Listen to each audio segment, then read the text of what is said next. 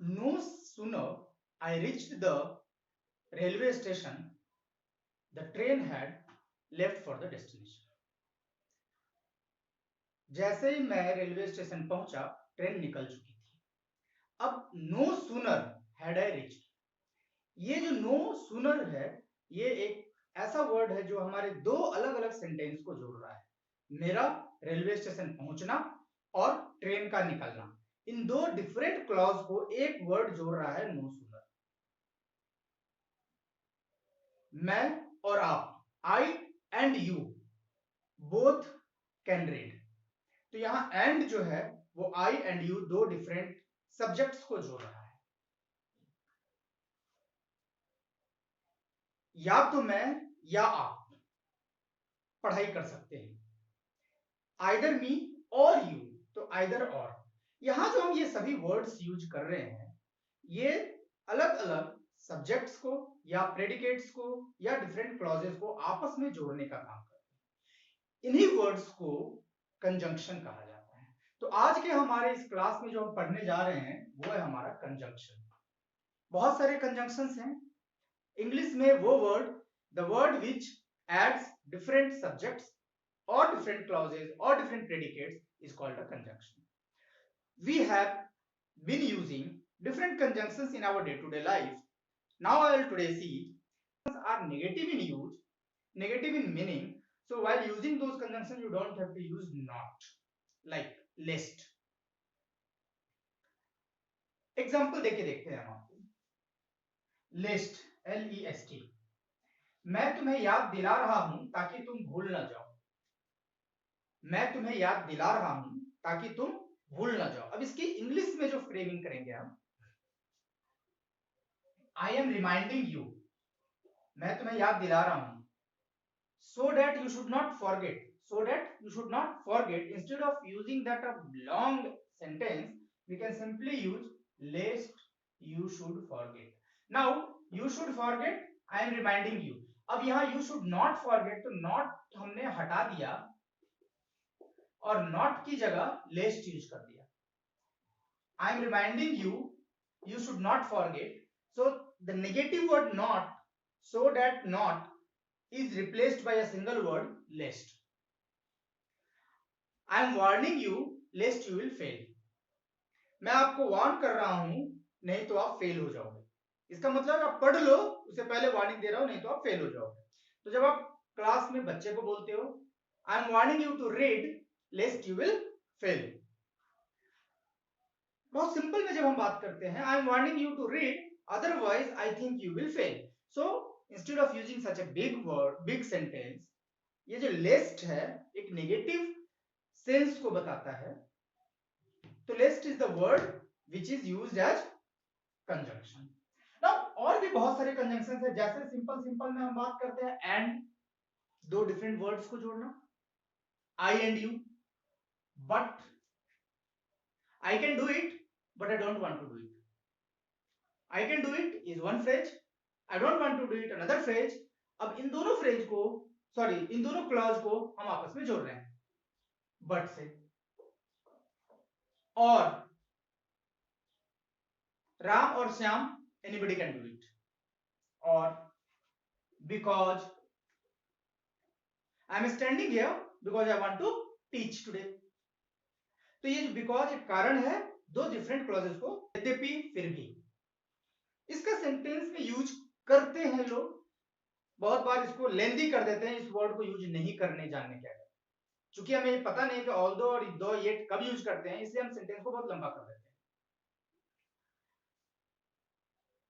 यद्यपि मुझे खाना है फिर भी मैं नहीं खा रहा हूं, though I have to eat yet I am not eating.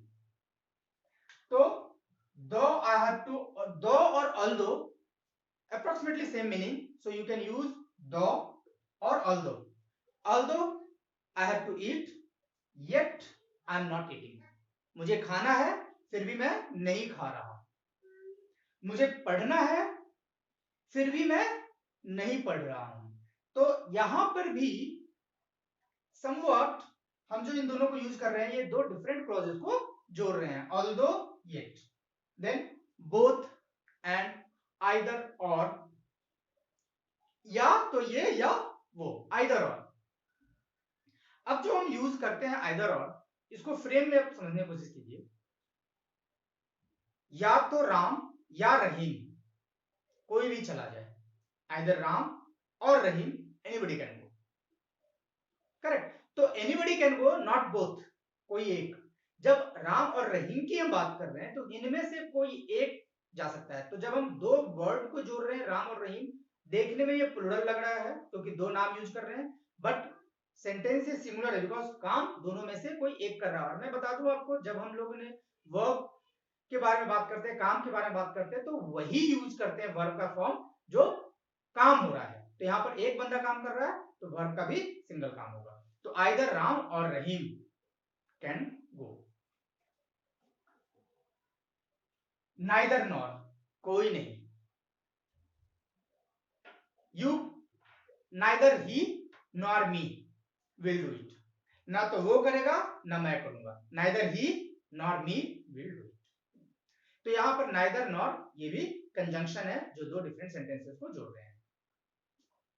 अभी फिर मैंने स्टार्ट किया था लेस्ट से। नेगेटिव सेंटेंस जो आपस में ये जोड़ते हैं शर्तिया या तर्कविहीन। मैं तुम्हें याद दिला रहा हूं ताकि तुम भूल ना जाओ। एक शर्त है, तुम भूलो नहीं, इसलिए मैं तुम्हें याद दिला रहा हूं। I am reminding you lest you will forget. Next है not only but also, than no sooner than. अब ये नो सूनर देन,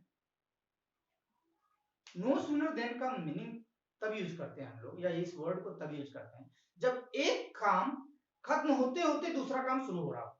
मीन्स उनके गैप एक के पीछे एक हो रहे हो और बहुत नजदीकी गैप में हो।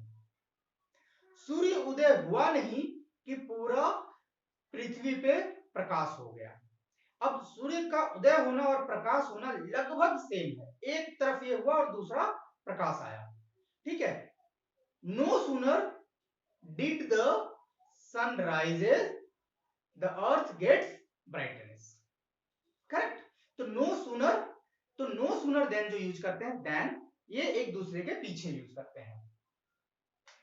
No sooner then, no sooner और देन, ये दो वर्ड्स हैं जो कंजंक्शन है और उनको यूज करते हैं दो डिफरेंट, एक के बाद एक घटने वाली घटनाओं के जोड़ने के लिए। सूर्य के उगते ही चारों ओर उजाला फैल गया। No sooner did the sun rise than, यहां देखिए see, than and no sooner, no sooner did it happened the other action work. No sooner the sun arrived, the sun rises, than the earth gets brightness, then brightness is spread all around the earth. Next, hardly when, scarcely when. Now again it's a negative sense of word. Hardly had I closed the door when a stranger came here. मैंने दरवाजा बंद भी नहीं किया था कि एक अजनबी आ गया। मीन्स अब आप सोचिए, मैं जब इस बात को बोल रहा हूं मैंने दरवाजा बंद भी नहीं किया था कि एक अजनबी, मीन्स अजनबी, जब मैं दरवाजा बंद कर रहा था अजनबी आ गया। पे ध्यान दे, दरवाजा बंद नहीं हुआ था। अब ये मैं दरवाजा टच कर रहा हूं और एक अजनबी आया। अब इस जगह के लिए हम लोग जो यूज करते हैं स्कार्सली और हार्डली। मैं प्लेटफॉर्म पे पहुंचा ही था, ट्रेन छूट गई। तो क्या ट्रेन पकड़ाई या छूट गई? ट्रेन तो छूट गई। तो hardly I reach the station, train छूट गई। सो hardly when, scarcely when. So hardly I reached the station when train departed. तो ये भी एक तरह का नेगेटिव है कि काम नहीं हुआ। Hardly I closed the door when stranger came, मतलब मैं गेट बंद करने वाला था, हुआ नहीं, when stranger came। तो अब हम इसमें कहीं नॉट नहीं यूज कर रहे हैं। हमने नॉट यूज किया क्या? I had not closed the door when the stranger came. No, I'm not using a big sentence. So आपको जब आप लैंग्वेज में यूज करना शुरू करेंगे तो इन वर्ड्स का जब आप यूज करते हैं हार्डली व्हेन, स्कार्सली व्हेन, तो they give you a negative sense. Okay? Now, as soon as you go through all these, I'm sure lot of new things you must have learned today. आपसे एक request है, अगर आपने अभी तक channel को subscribe नहीं किया है तो please subscribe it. Second, if you know anybody who is